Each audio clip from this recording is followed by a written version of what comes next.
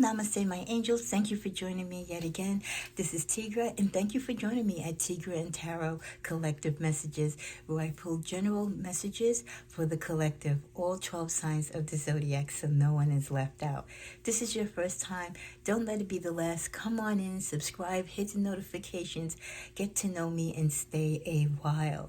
My cause and blessed prayed for before each reading to allot for time. I ask and I pray upon the angels and God in the universe to guide me to the appropriate messages for the collective to get them through life's journeys and their path. Okay, but this is going to be a romance reading, a general romance reading for this week. The content that I will be uploading on this channel will be daily, day-by-day messages when time permits, along with special cards for the weekend and monthlies. I deal with everything from finance to relationships, reconciliations, third party, divine male, divine feminine. We try to cover everything so that you have a full scope of what it is that you need to focus in on your life. And I know love is important to everyone, but there's also other aspects of your life that you need. I have prayer sessions, study sessions in regards to certain parts of the Bible, study of the saints. So I have a lot of spiritual workshops. I do a lot of one-on-one. So if you're interested in any of those services, please email me at tigratarot@gmail.com. At this time, I will not be doing personal readings on this channel. Okay, let's see what the messages are for love this week for the collective. I don't do reversals. I will on occasions if I really feel the reversed message holds something true to the reading. Otherwise, I don't do reversals. We have the overall energy of codependency, addictions affecting your romantic life. Funny that this came out on this channel because on my Sagittarius channel, I just uploaded a reading this morning and it dealt with addictions. So the vibe is in the air, you know. So codependency, addictions affecting your romantic love life. And when addictions or codependency affects a relationship, it affects the mental aspects of the relationship, which trickles down to the intimacy, the financial. It covers all bases where at some point one or both of you walk away because it's too strenuous. It's too much on the psyche. Codependency could be your partner needing you. They're always, asking you for financial help. They need guidance. They need structure. You're always picking up the pieces for them. They always seem to be needy. You know what I mean? They can't go through a day without needing your help, even with the basic things. And it also could be that some of them have addictions, whether it's sexual, financial. They can have issues going back to their childhood.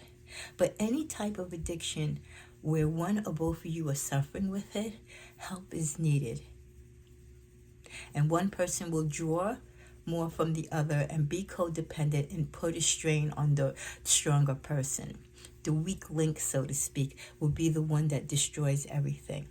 An addiction, whether it's drugs, money, or sex, it's an illness, and it needs to be treated and recognized as such.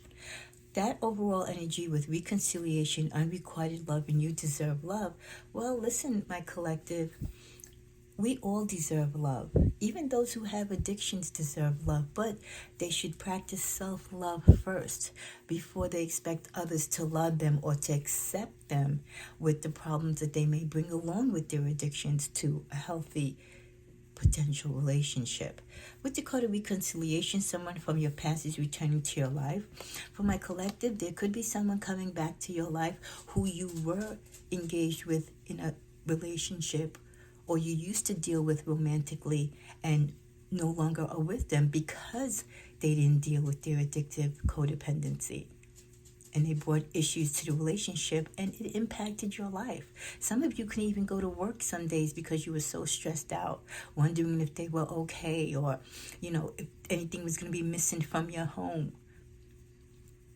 This person wants to come back. The question is, are they healthy? Are they better? Are they healed? But even if some of them wants to come back, guess what? the love for them might be there, but you might not feel the same way because we have the energy of unrequited love. And unrequited love means, you might love me, but hey, I don't love you. Not anymore.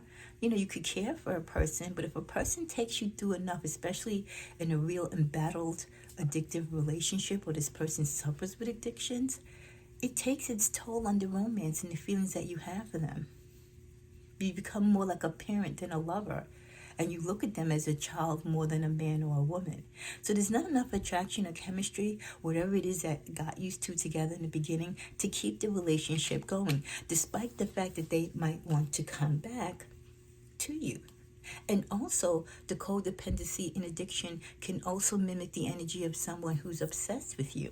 They're addicted to you. There's that energy as well. You, my collective, you deserve love. You are lovable. You deserve love. Don't settle for someone who has issues. Don't settle for someone that becomes so obsessive and so needy of your attention and love that it becomes addictive and non-healthy. Let's see if we get some clarifiers with this.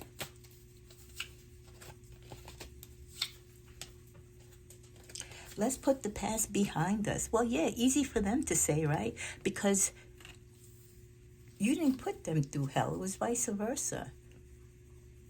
People who aren't on the receiving end of all this negative energy and toxicity when you're dealing with someone who has addictions, they don't understand. One day they're good, the next day they're not, and then 2 days later they don't even remember what they did to you the day before.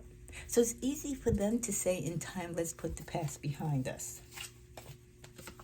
I'm making my way back to you. Again, they're trying their best. You might have been the best thing they had in their life. They realize now. I'm thinking about you in this very moment. As we speak now on this Tuesday, they're still thinking about you. Let's see what the last and final message is underneath this deck. Look at this, guys. Can you believe it, my collective? They're planning for your life together. Are they delusional? Are you welcoming this? Are you seconding this? You know what I mean? Are you giving this a thumbs up that they can think that it's okay, that they can make plans for your life to be with them again? Are you on board with this? Let's see. People can be presumptuous, right? Well, this card wanted to come out. You might seek spiritual guidance. You might have to go within and give it real serious thought. Maybe if you have kids or you had a deep connection with this person and you're convinced that they've gotten the help that they need, you might consider it. You're in a good place right now. And you might have had to work back to gain everything that you might have lost through that relationship. And you might not want to go through that again. You know what I mean?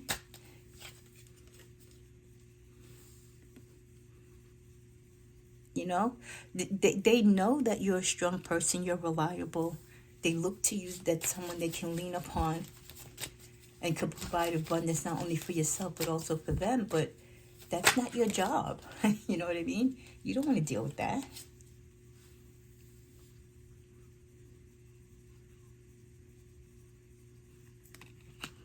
They feel that even if they're still not fully better, but they're on the road to recovery, you would be the one to lift them up. You would be the one to extend the hand of grace.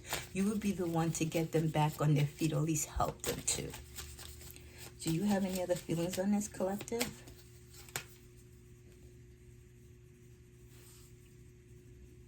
You feel that this person, that yes, you might care for them, you might not be in love with them, but you did have love for them and you want what's best for them.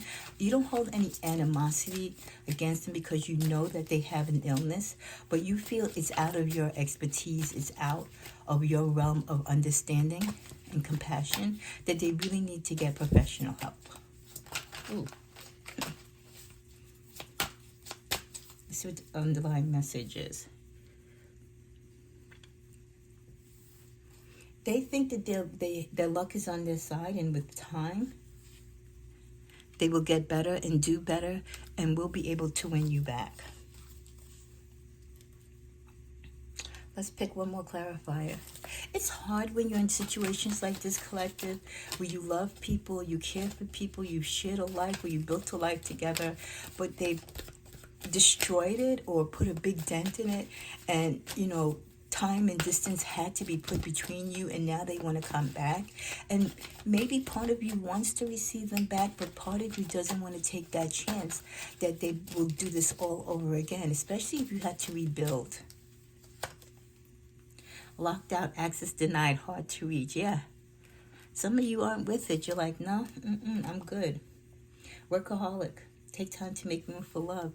You put yourself and your life and your energies into working and building your brand, or building your life, building up yourself again, and restoring whatever it is that you lost, and then some. You're not going to take a chance on this person, even if you do love them in some sort of fashion, to ruin it for you. Controlling, cup, look at this. No, this person, addiction could have been you. They were controlling. They probably didn't let you have the freedom that you needed and wanted, especially when things were going left in the relationship. You don't want to be under that type of bondage and deal with the mental anguish of their codependency. There was a lot of talk, negative drama and pettiness. This person was really nasty with you at the end, during the breakup. And you didn't forget that. Those feelings, the animosity with that is still in you. Let's pick one final card before we close. What is the overall energy between you two right now, would you say? We know they want to reconcile, but for many of you, collective, it's just not in your best interest to do so. But what other energies do we have regarding you two? Excited. You're excited because you're in a great place right now. Life is good for you. You've put this relationship behind you. For them, they're excited, but they're excited with the prospect and the thought of having a new life with you. Let's see what the underlying energy is. Look at that. Perfect. Disappointment. That's the flip side. They're afraid of being disappointed because they know. At some point, people have to wake up, and even though they might be drunk or intoxicated, lost out of their mind with their addictions, at some point when they dry out, they have to fess up and admit what they've done. They're not going to forget everything. They're going to remember some of the terrible things that they did. And they're going to know that they caused you disappointment, and now they have to suffer being disappointed because they can't get you back. Well, thank you for joining me for this weekly reading for the collective. God bless you, and guess what? I'll see you for the weekend. Namaste.